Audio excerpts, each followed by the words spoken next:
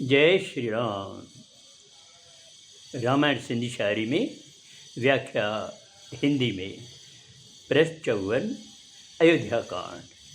इसके पहले जब ननिहाल से वापस भरत अयोध्यापुरी आते हैं तो उन्हें पूरी बात पता चलती है कि माता कैकेयी ने 2 वर मांगे थे, राम का वनवास और भरत को राजगद्दी। वो बहुत पीड़ित होते हैं यह सुनकर और कहते हैं कि मेरे जैसा पापी कोई नहीं है। मेरे कारण श्री राम, लक्ष्मण और माता सीता वनवास चले गए और इसी दुख में महाराजा ने भी प्राण त्याग दिए।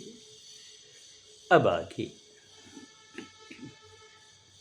पंहिंजी दुखंदड़ दीनता चवंदुसि मां निष्काम, जलन ललहंदी जीअ जी जे न पसा श्री राम।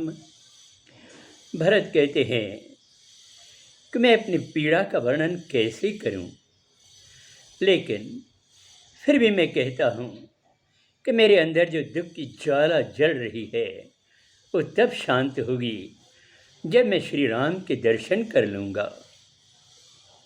बिन रिथा का मां समझाथो, जाहिर दिल जी गाल कया थो, हिकिड़ो निश्चो मन थो चाहे, असुर प्रभु ॾे वञिणो आहे। भरत कहते हैं कि मुझे और कोई रास्ता नहीं सूझता है। मैं अपने दिल की बात जाहिर करता हूँ। मैंने निश्चय कर लिया है कि सुबह होते ही मैं प्रभु की तरफ जाऊं।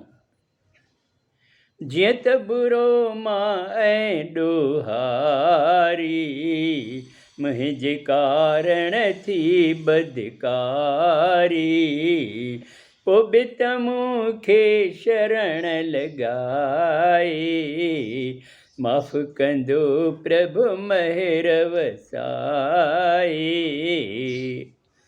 भरत कहते हैं कि मैं बुरा हूँ, पापी हूँ और मेरे जैसा बदकार आदमी कोई नहीं है। फिर भी मुझे विश्वास है कि श्री राम मुझे अपनी शरण में लेंगे और अपनी कृपा करके मुझे माफ़ कर देंगे।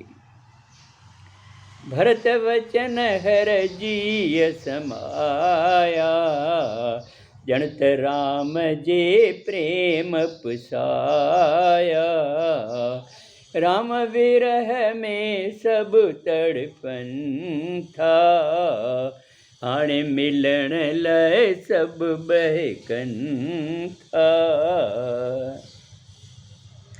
भरत की बात सुनकर सभी लोग मन ही मन सोचने लगते हैं कि कितना प्रेम है भरत का श्री राम से। और जो लोग राम की जुदाई में तड़प रहे थे और अब जब उनसे मिलने की बात चल रही थी तो लोग बहुत प्रसन्न हो रहे थे। अवश्य हलो श्री राम दे, सुंदर भरत सलाह, शोक समुद्र में आ गई, सुख जी बेड़िया का। सभी कहते हैं कि अवश्य श्री राम की तरफ चलिए, उनसे मिलने चलिए। भरत की सलाह अति सुंदर है। ऐसा लग रहा है कि शोक के समुद्र में कोई सुख की नाव ने प्रवेश किया है। आहिन बेहद खुश नर नारी, चित्रकूट जी कैन तैयारी, हाथी घोड़ा रथ विसजन था, ब्राह्मण मंत्री मुनि विवंजन था। सभी नर नारी बेहद खुश हैं और सब लोग चित्रकूट की तरफ जाने की तैयारी करते हैं श्री राम से मिलने के लिए। हाथी घोड़ों से रथ सजे हुए हैं और ब्राह्मण, मंत्री, ऋषि मुनि सब साथ में चलने को तैयार हैं। अब आगे अगले सोमवार को। जय श्री राम।